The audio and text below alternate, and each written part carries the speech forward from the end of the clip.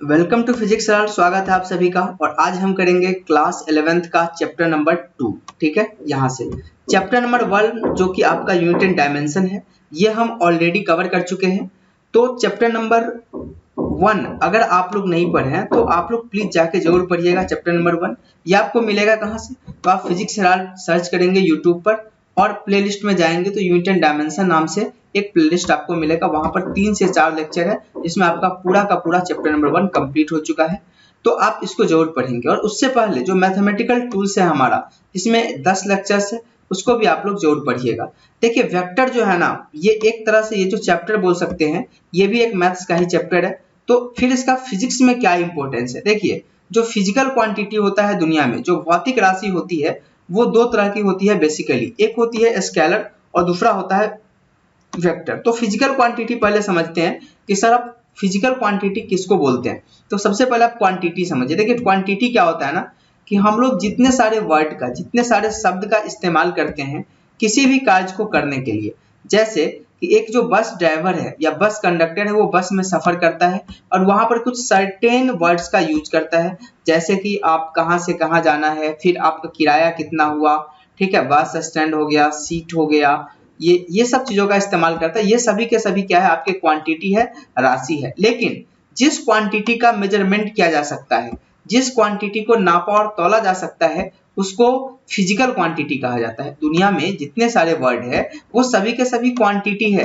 जैसे अगर आप हॉस्पिटल में जाएंगे तो यहाँ पे एक अलग तरह के टर्मिनोलॉजी होती है। आप क्रिकेट मैच देखते हैं, वहां पर अलग तरह के वर्ड्स यूज किए जाते हैं, जैसे बॉल है, बैट है, पिच है, ठीक है, मिड विकेट है, शॉर्ट पिच है, ये सारी चीजें इस्तेमाल किए जाते हैं।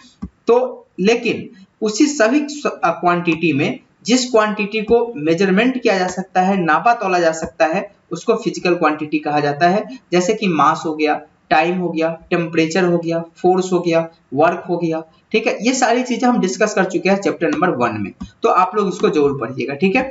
तो ये जो फिजिकल क्वांटिटी है ना, नापने तौलने की प्रक्रिया है, इसमें दो तरह के फिजिकल क्वांटिटी होते हैं। एक होते हैं स्केलर और दूसरा होता है वेक्टर।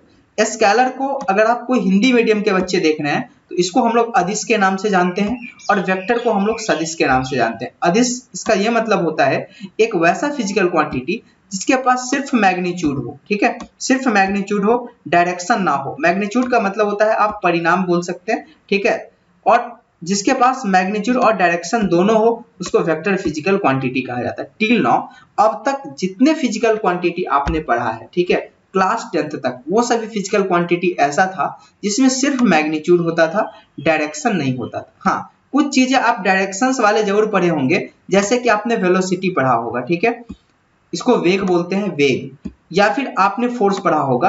तो ये सभी के सभी वेक्टर जरूर थे, इसमें डायरेक्शन जरूर होता था, लेकिन आपने इसका जोड़ घटाव गुणा भाग एडिशन सब्सट्रैक्शन मल्टीप्लिकेशन आपने नहीं किया था।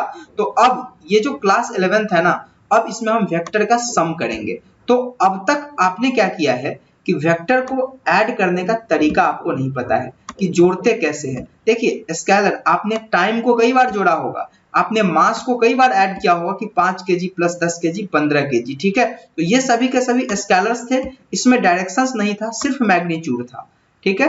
मतलब डायरेक्शंस का मतलब जिसमें दिशा नहीं होता है, सिर्फ मैग्नीट्यूड, यानी कि वैल्यू होता है आंकिक वैल्यू 5 केजी, ठीक है, इसको मैग्नीट्यूड बोलते हैं। लेकिन अब जो है वो डायरेक्शंस भी शामिल होंगे। तो अगर किसी फिजिकल क्वांटिटी में डायरेक्शंस भी शामिल होंगे तो उसको ऐड कैसे किया जाएगा? क्या उसका ऐड करने का वही तरीका होगा जो तरीका स्केलर का होता है, या फिर तरीके बदल जाएंगे? ठीक है, इसके बारे में हम लोग को पढ़ना है यहाँ पर। जब तक हम इन चीजों को नहीं समझ लेते हैं कि दो वेक्टर को ऐड कैसे करेंगे, तब तक जो क्लास 9th में आपने वेलोसिटी पढ़ा, फोर्स पढ़ा, इन सबको जो आपने ऐड किया, ऐड वहां पर किया नहीं था आपने, ठीक है। अब हम लोग को ऐड करना पड़ेगा यहाँ पर। तो सबसे पहले हम वेक्टर्स का एडिशन यहाँ पर सीख लेंगे, मल्टीप्लिकेशन सीख लेंगे, सब्ट्रैक्शन सीख लेंगे, तब हम लोग आगे बढ़ेंगे। तो बेसिकली यही आपका इंपॉर्टेंस है, ठीक है, ये आपका कोर्स डायग्राम है, इसको हम समझेंगे। लेकिन इससे पहले हम समझते हैं importance of vector in physics, जो अभी हमने आप लोगों को समझाया, ठीक है। तो यहाँ पर देखिए, knowledge of vector is important because many quantity used in physics are vector, ठीक है। कह रहा है कि वेक्टर का नॉलेज, सदिश का नॉलेज हम लोग को बहुत जरूरी है, क्योंकि फिजिक्स में बहुत सारे ऐसे क्वांटिटी है जिसका इस्तेमाल किया जाता है, यूज किया जाता है, वो सभी वेक्टर है। If you try to add, ठीक है, together vector quantities without talking into account their direction you will get result that are incorrect. देखिए अगर आप किसी वेक्टर फिजिकल क्वांटिटी को ऐड करते हैं, ठीक है, जोड़ते हैं, और अगर आप डायरेक्शन को शामिल नहीं करते हैं तो आपका जो रिजल्ट आएगा ना वो इनकरेक्ट आ जाएगा, गलत आ जाएगा। इसलिए वेक्टर का ज्यादा इंपॉर्टेंस हो जाता है कि ये समझना जरूरी है।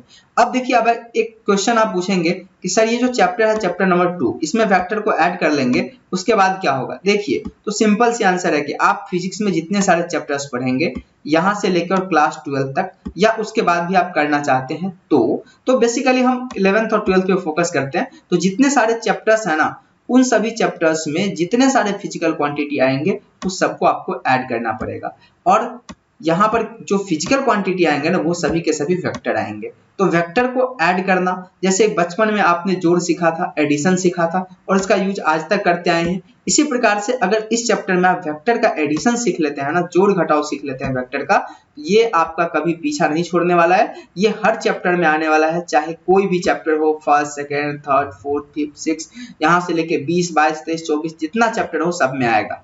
और एक इंपॉर्टेंट बात कि अगर आपको वेक्टर का सम नहीं आता है तो इसमें भी कोई दो राय नहीं है कि आप फिजिक्स को नहीं समझ पाएंगे, ठीक है, क्योंकि जिसको जोड़ नहीं आता है वो मैथमेटिक्स नहीं समझ सकता है, वो फिजिक्स नहीं समझ सकता है, ठीक है। तो देखिए अब यहाँ पर जो फिजिकल क्वांटिटी किसको किसको ऐड करना है, ये आपका फोर्स है, डिस्प्लेसमेंट है, वेलोसिटी है और एक्सेलरेशन है। इसके अलावा बहुत सारे फिजिकल क्वांटिटी है, समय के साथ साथ हम लोग देखते चले जाएंगे। तो होप सो आप लोगों को वेक्टर के इंपॉर्टेंस के बारे में समझ में आया होगा और आप लोग इसी प्रकार से आप काज भी करेंगे।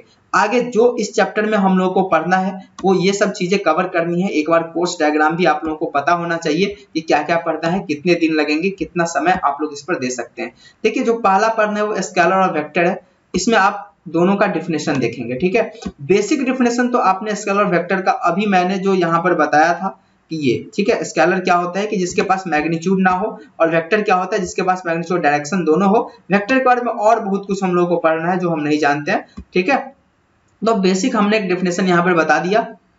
फिर आप पढ़ेंगे एंगल, ये टाइप्स ऑफ वेक्टर, वेक्टर कितने प्रकार के होते हैं, एंगल बिटवीन दो वेक्टर के बीच का एंगल हम लोग कैसे निकालते हैं, addition and subtraction of vector, vector का ऐड और सब्ट्रैक्शन कैसे करते हैं, फिर रिजोल्यूशन ऑफ वेक्टर पढ़ना है, फिर वेक्टर प्रोडक्ट पढ़ना है, डॉट और क्रॉस प्रोडक्ट के बारे में, फिर इसके आप एप्लीकेशंस पढ़ने हैं, यूज पढ़ने हैं, कैसे करते हैं। आप लोगों के दिमाग में एक सवाल आ रहा होगा कि सर आपने प्रोडक्ट तक कहा लेकिन डिवीजन के बारे में नहीं कहा। देखिए वेक्टर का डिवीजन फॉलो नहीं होता है, इसीलिए इसके बारे में हम लोगों को नहीं पढ़ना है। तो जो हमारा नेक्स्ट क्लास यानी कि लेक्चर नंबर 2 होगा उसमें हम वेक्टर ही स्टार्ट करेंगे बेसिकली, क्योंकि वेक्टर के बारे में ही पढ़ना है। स्केलर आप लोग पूरी तरीका से पढ़ चुके हैं। फिर भी यहाँ पर हम आपके जो रिवीजन के लिए बता देते हैं कि स्केलर क्या होता है। देखिए scalar are quantity that have only magnitude. Scalar वो क्वांटिटी होता है जिसके पास सिर्फ मैग्नीट्यूड हो। मैग्नीट्यूड कहने का मतलब कि जैसे कि आप मास को मेजर करते हैं तो इसका वैल्यू 5 kg, इसमें डायरेक्शन लगाना जरूरी नहीं है। ये जो 5 kg है ना उसी को मैग्नीट्यूड कहा जाता है। And can be completely specified if their magnitude are given.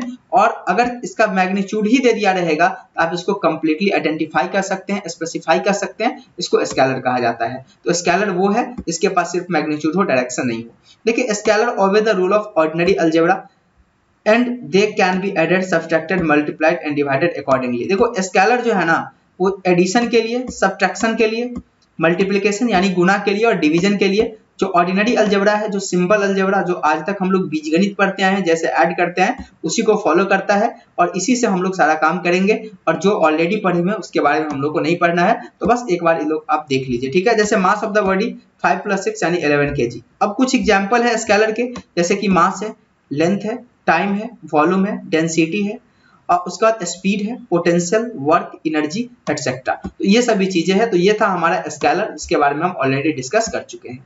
तो आज के लिए इतना ही। एक बार थोड़ा देख लेते हैं ओवरव्यू कि आज हम लोगों ने क्या क्या देखा। तो सबसे पहले देखिए आज हम लोग जो देखे थे स्केलर एंड वेक्टर के बारे में, यहाँ पर समझे थे कि क्या होता है। आप लोग इसका नोट्स जरूर बनाएंगे। फिर हम क्या क्या कवर करने वाले हैं इसको हमने यहाँ पर सीखा। फिर हमने सीखा कि वेक्टर का क्या इंपॉर्टेंस है और फिर हमने आज स्केलर के बारे में सीखा। नेक्स्ट क्लास में हम लोग मिलेंगे वेक्टर के साथ और ये क्लास चलने वाला है इसके अकॉर्डिंग जो सिलेबस अभी मैंने आप लोगों को बताया। तो होप सो अच्छे तरीका से हम चीजों को करेंगे। अगर आप लोग को किसी भी तरह की डाउट होती है तो कमेंट करके जरूर बताइएगा, या फिर आप मुझे पर्सनली मैसेज भी कर सकते हैं यहाँ पर, ठीक है। नेक्स्ट क्लास में मैं आपको नंबर बता दूंगा व्हाट्सएप का, जहां से आप लोग को गाइडलाइन मिल जाएगी। तो चलिए आज के लिए इतना ही। अच्छे तरीका से पढ़ाई कीजिए और अपना ध्यान रखिए। Thank you.